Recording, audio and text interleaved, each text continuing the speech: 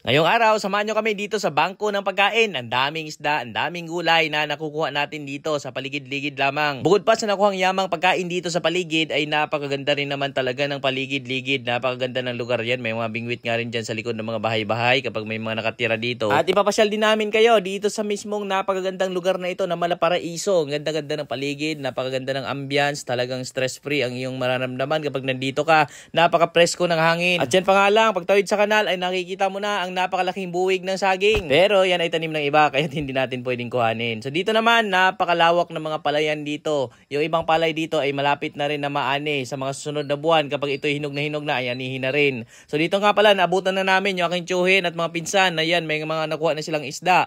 Ito ay sinisikop nila, hinuhuli nila dito sa mga pitak-pitak dito sa loob ng mga palayan. Meron kasing area dito na hindi natamnan ng palay. Yan na may nagiging tubigan, may kangkungan at nandyan naman yung mga isda. Ay kadami na nakuha dito. May mga shell nga rin nakukuha dito na bukod pa dito sa mga talbos ng kangkong. Napakasarap sa adobo. Yung mga sobrang kangkong, pwede ipakain sa mga alagang hayop, sa mga baboy, sa mga manok. Kaya ang mga pagkain dito sa paligid ay hindi lamang pang tao. Kahit na sa mga alagang hayop ay busog na sila. Ayan yung naglalakihang isda na nakukuha nila dito. Napakayaman ng lugar na ito. Actually, kapag nagugutom ako dati, nung kami nakatira malapit pa dito, ay bumababa lang ako dito at pag akyat ko, napakarami ko ng daladalang ulam. Habang kami nga rin ay naparito, ay sinalubong din kami nitong asong napaka-cute at ang ganda-ganda nga rin naman ng mga damo dito na mumulaklak na napakatingkad, napakaganda.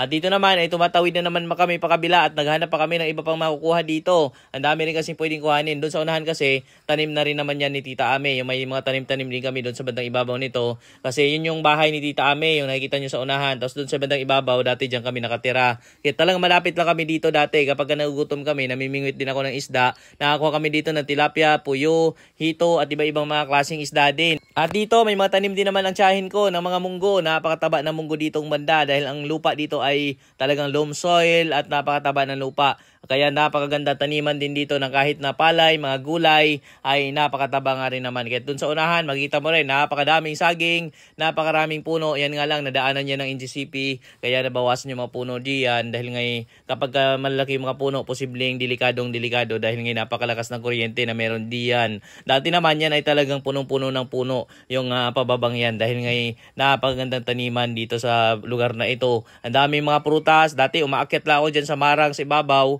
Pagbaba ko, busog na ako dahil ngay yun, napakarami prutas. At dito naman, mayroong napakalaki, naglalakihan ng mga papaya. At dito rin ay mayroong saging, nakakaharbis na rin ng saging.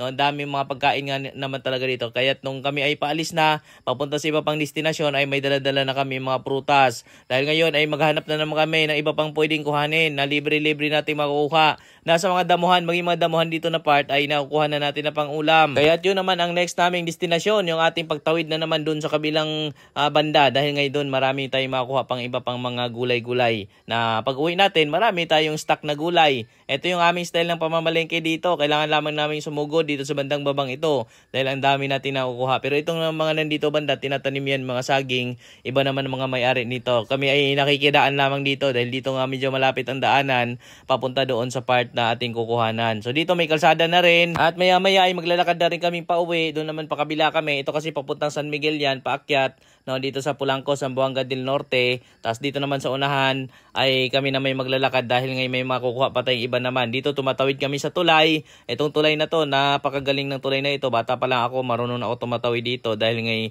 dito kami nakatira sa bandang ganitong lugar. No, may kawayan dito. Minsan 2 pirasong kawayan lang yung tawiran tapos may hawakan lang isa. So ayos na nakakatawid na kami. So dito naman ay pagkatawid namin ay nandyan na ang ating pako naman. Itong mga pako naman yung aming target ngayong kuhanin. No, marami dito. Actually itong ibang mga damo dito, kinakain din ng mga baboy ito. Itong tawag namin 5 fingers. O kaya yung mga water lily na try din namin pakain yan sa mga alaga namin ay napakaganda rin. No, kaya po pwede rin dito na banda mag-alaga ka ng mga baboy, mag-alaga ka ng ibang hayop, ay may mga pagkain ka rin na kukuha dito. Pwede mo haluan ng mga darak yan. Dito naman sa mga pako, kahit saan po pwede makuha dito dahil nagsisilbing mga damo-damo lamang to dito malapit sa mga sapa. Kaya talagang libre natin nakukuha itong mga ganitong klaseng pako. Walang nagtatanim nito. So ngayon lamang dahil sa sobrang tag-init, marami ding namamatay na pako kahit medyo kaunti lamang yung nakukuha natin. At yun, may isda na rin naman tayo kahit may ulam na rin tayo pag uwi natin sa bahay.